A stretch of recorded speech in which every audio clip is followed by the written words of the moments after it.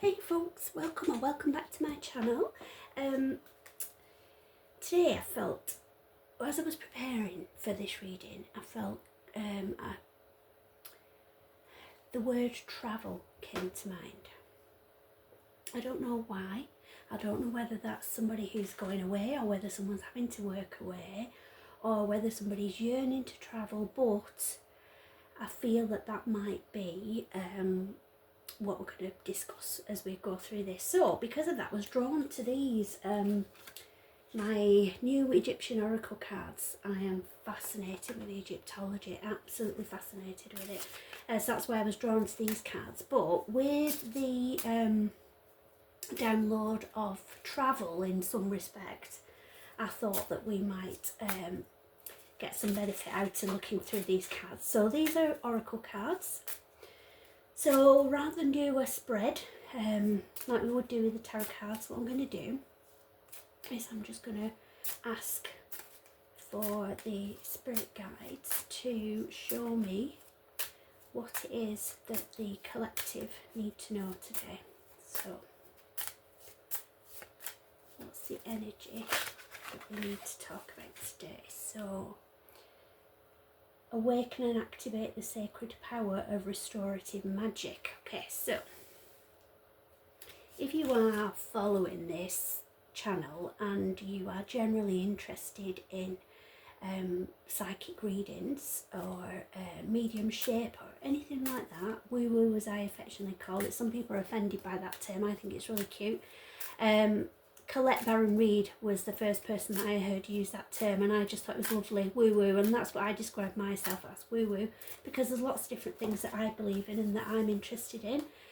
So if you are watching this and you have those interests and beliefs, you will already know about magic and just the existence of more than what we can physically see in this realm, basically. And so this is asking you to get in touch with your intuition. All of us have an innate intuition and guidance. We all have our gut instinct. If you doubt that, then just think about the times when, say maybe you've been in a room or you've been stood at a bus stop and you instinctively know when there's somebody stood behind you, or if somebody is looking at you across a room, you might have your back to them but you know if someone's looking at you. That's your intuition and your inner guidance based on energy from other people, because we all give off our own little source of energy, which some people call aura, and we are linked in energy with certain people as well. So if you are in a love relationship, then you are linked with a thread to that person. So basically you are connected with that person. So that's what we give off energy, and other people give off energy. Often our energy attracts to like-minded people and our soul tribe, like magnets. Often our energy repels, so it could be that you've been at school with somebody who you didn't get on with, having to work with somebody you don't get on with. That's all to do with energy. So this is basically trusting that you do have intuition and acknowledging that, because a lot of times you might feel like you know something, but then you'll talk yourself out of it and think, oh no, I'm just being daft. No, you're not. You do know it. Trust yourself. Trust your instincts. I wish I'd learned that a lot earlier in life. So please just believe me and trust your instincts. You know when something's off. You know when something's right. It's like that old advert for the wine, don't know if you remember. It's like one instinctively knows. Oh, sherry, that was it. One instinctively knows when something is right. Yes, one does. So trust it. Now, then we've got hard work and faith in yourself will help you to achieve your goal. So again, doing the inner work, working on yourself, trusting yourself, and you're going to get where you want to be. Take time to appreciate the journey of spiritual awakening unfolding in your life. Okay, so that all backs up this reading. Everything is coming from within you, so you need to understand and be at one with your innate intuitive abilities. Once you do, you can work with that. Once you trust the guidance that you're being given, the messages that you're being sent, that's then going to help you to get where you want to be and where you need to be. So you are awakening on a spiritual journey. Some of you may already be awakened to this, but I'm getting that whoever needs to hear this message isn't yet. They're not believing it, they're not trusting themselves, and that is the biggest step that you need to take. Everything will open up once you start to trust yourself and your instincts. Now then, do we have anything about this travel? Is there anything that we need to know about the initial message about travel? Okay, so that's, remember to temper your power with kindness and benevolence. So, in Egyptian history, obviously there were great rulers who were compassionate. There were also ones that weren't, and this is encouraging you to share your good fortune, basically. So you may have struggled in life, but you now may have actually reached a position where you're actually quite comfortably off, and you're in a quite comfortable, grounded position in life. So this is encouraging you to share that kindness. So don't hold all your gifts to yourself, share it with others, basically, and be benevolent. So show kindness to others and understanding, which I'm sure all of you that are watching this will have empathy for others. Even if you're not an empath, literally an empath, you will have empathy for other people, or you wouldn't be watching these kind of things anyway. Oops, feel drawn to that one and that one. Oops, and also that other one fell on the floor. I'll look at that in a sec. Okay, so another one about leadership. Strong leadership requires a healthy balance between intuition and logic. Right. So, although we weren't doing a spread, we were doing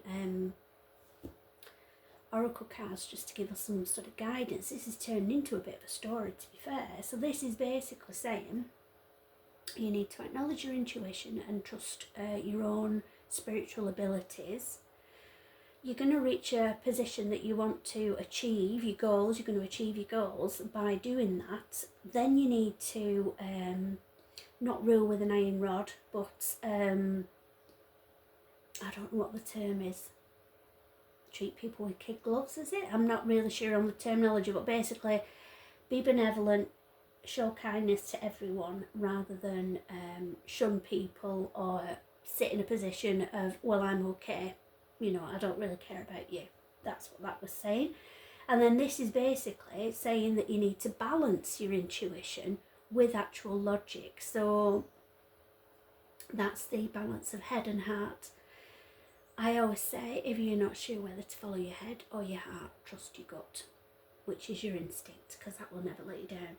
And then embrace your feminine side and use it to create a world full of love, joy and peace. Now, although it indicates a gender on that card, it isn't like a female orientated card. We all have masculine and feminine energy within our souls, and this is encouraging whoever needs to hear this message to lean into the feminine side of your energy, to lean into that feminine psyche of nurturing, care, tenderness, leading with kindness and benevolence rather than being forceful and aggressive. Now I'm going to just have to, sorry about that, I'm going to have to just rummage on the floor for the other one because it jumped out.